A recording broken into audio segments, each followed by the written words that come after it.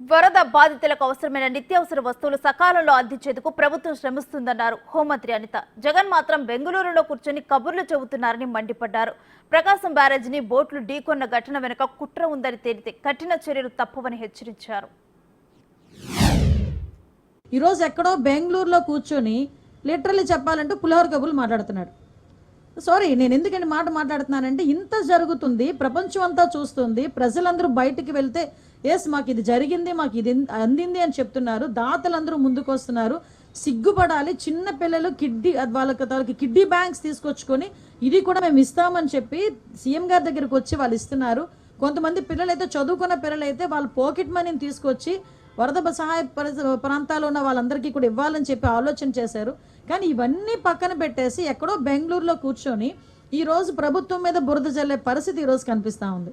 అరే ఎక్కడో బెంగళూరులో కూర్చోండి అన్నది కూడా కాకతాళీయమే. ఎందుకంటే ఈయనకి నిజంగా పాస్పోర్ట్ ఇచ్చుంటే ఈ టైంకి లండన్లో కూర్చునేవాడు. ఈ టైంకి లండన్లో కూర్చోవలసిన మనిషి పాస్పోర్ట్ అవ్వలేదు కాబట్టి బెంగళూరులోకి వెళ్ళి కూర్చొని అక్కడి నుంచి విమర్శలు చేయడం, ట్వీట్లు పెట్టడం.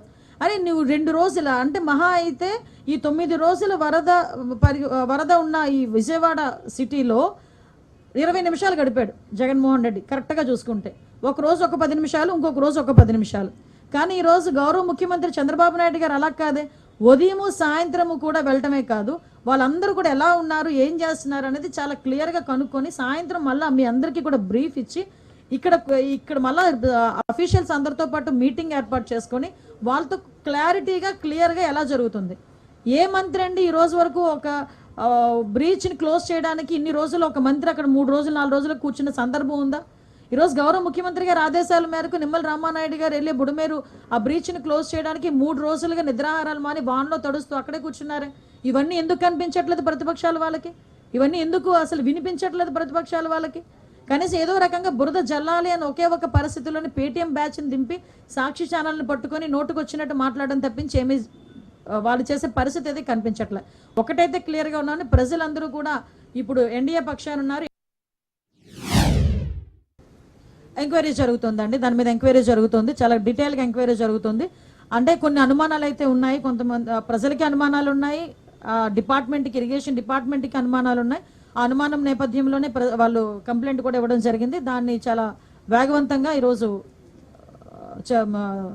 తీసుకుంటున్నారండి, ఎంక్వైరీ చేస్తున్నారు. అమ్మా ఎంక్వైరీ జరుగుతుందండి. ఎంక్వైరీ జరగడం అంటే అవతల వాళ్ళు అనుమానితులు ఎవరైతే ఉన్నారో వాళ్ళని తీసుకొచ్చే కదా మనం ఎంక్వైరీ చేస్తాము. At the same time field లెవెల్లో కూడా వెళ్ళి ఎంక్వైరీ చేస్తున్నారు. ప్రస్తుతానికి ఎంక్వైరీ లెవెల్లో ఉంది.